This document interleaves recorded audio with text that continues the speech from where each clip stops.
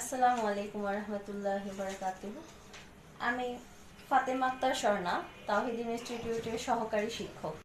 প্রিয় শিক্ষার্থীবৃন্দ, যেহেতু তোমরা এই করোনা ভাইরাসের কারণে মাদ্রাসায় উপস্থিত হতে পারছো না, তাই আমরা অনলাইন ক্লাসের ব্যবস্থা করেছি।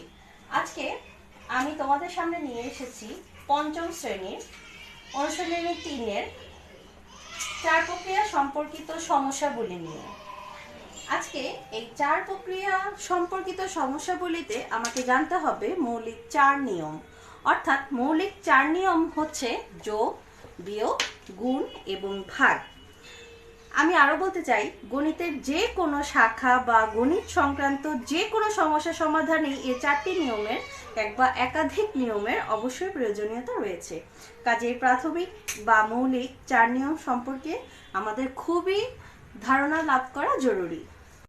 চলো আমরা এবার সমস্যাটি দেখি। সমস্যাতে বলা রয়েছে 12টি প্লেট এবং 20টি কাপের মূল্য একত্রে 3920 টাকা। একটি কাপের মূল্য 145 টাকা। একটি প্লেটের মূল্য কত? যেহেতু আমার কাছে একটি প্লেটের মূল্য চাওয়া হয়েছে, আমাকে এখানে দেখতে হবে কি কি তথ্য আমার কাছে এখানে দেওয়া রয়েছে। তথ্যতে দেওয়া রয়েছে 12টি প্লেট এবং 20টি কাপ, কিন্তু একত্রে দেওয়া রয়েছে, এটা আলাদা করে দেওয়া নেই। আর একটি গুরুত্বপূর্ণ তথ্যই সেটা হচ্ছে একটি কাপের মূল্য 145। যেহেতু একটি কাপের মূল্য 145, তাহলে 20টি কাপের মূল্য বের করতে হলে আমাকে 145 দিয়ে 20কে আমি গুণ করলে বের করতে পারবো। যেহেতু একটি কাপের মূল্য 145 টাকা, 20টি কাপের মূল্য অবশ্যই আরো বেশি হবে, তাই এক্ষেত্রে আমি 145 দিয়ে 20কে গুণ করব। যখন আমি এটি গুণ করব, তখন আমি এটি গুণ করে পাচ্ছি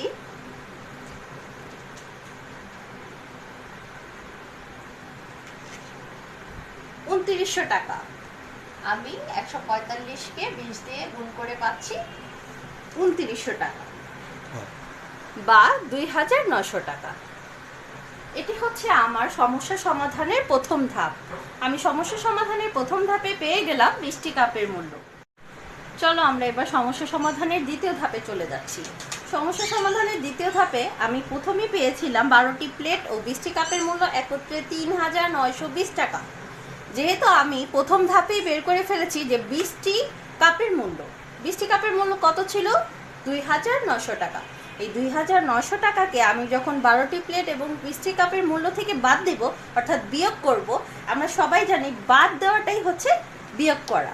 যখন আমি বিয়োগ করব, বিয়োগ করে আমি পেলাম, এখানে আমি পেয়ে গিয়েছি 1020 টাকা। 12টি, অর্থাৎ আমি এখানে পেলাম কি 12টি প্লেটের মূল্য। যখন আমি কাপের মূল্য বিয়োগ করে দিলাম, আমার এসে পড়লো কিসের? 12টি প্লেটের মূল্য এসে পড়লো 1020 টাকা। এটি হচ্ছে আমার সমস্যা সমাধানের দ্বিতীয় ধাপ। এখন আমরা চলে যাচ্ছি সমস্যাটির তৃতীয় ধাপে। যেহেতু আমরা দ্বিতীয় ধাপে পেয়েছিলাম 12টি প্লেটের মূল্য 1020 টাকা, 12টি প্লেটের মূল্য যদি 1020 টাকা হয়, আমার কাছে চাওয়া হয়েছে এখানে সমস্যাতে একটি প্লেটের মূল্য কত। অর্থাৎ 12টি প্লেটের মূল্য 1020 হলে অবশ্যই একটি প্লেটের মূল্য কম হবে, আর যখন কম হবে তখন আমরা সেক্ষেত্রে ভাগ করব। 1020কে আমরা 12 দিয়ে ভাগ করব। চলো আমরা এখন ভাগ করি। ভাগ করে আমি পেয়ে যাচ্ছি 85 টাকা। শিক্ষার্থীবৃন্দ, আমি কিন্তু আগেও বলেছি অবশ্যই তোমরা উত্তর লিখবে। উত্তর লিখতে কিন্তু ভুলে যাবে না, উত্তর লিখতে হবে, কারণ প্রতিটা সমস্যাই আমাদেরকে ধাপে ধাপে শেষ করতে হবে, যার কারণে তোমরাও ভেঙে ভেঙে নাম্বার পাবে।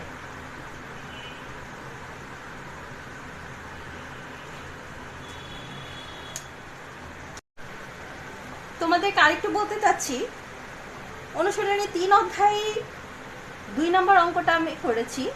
এখানে 5 নম্বর যে সমস্যাটি রয়েছে, 2টি গরু এবং 3টি ছাগলের মূল্য, আমরা একই নিয়মে 2টি গরু এবং 3টি ছাগলের মূল্য একত্রে দেওয়া রয়েছে এবং একটি ছাগলের মূল্য 4560 টাকা দেওয়া রয়েছে। অবশ্যই আমরা প্রথমেই গুরুত্বপূর্ণ তথ্যটি একটি ছাগলের মূল্য যেটি আছে সেটি আমরা নিয়ে নিব।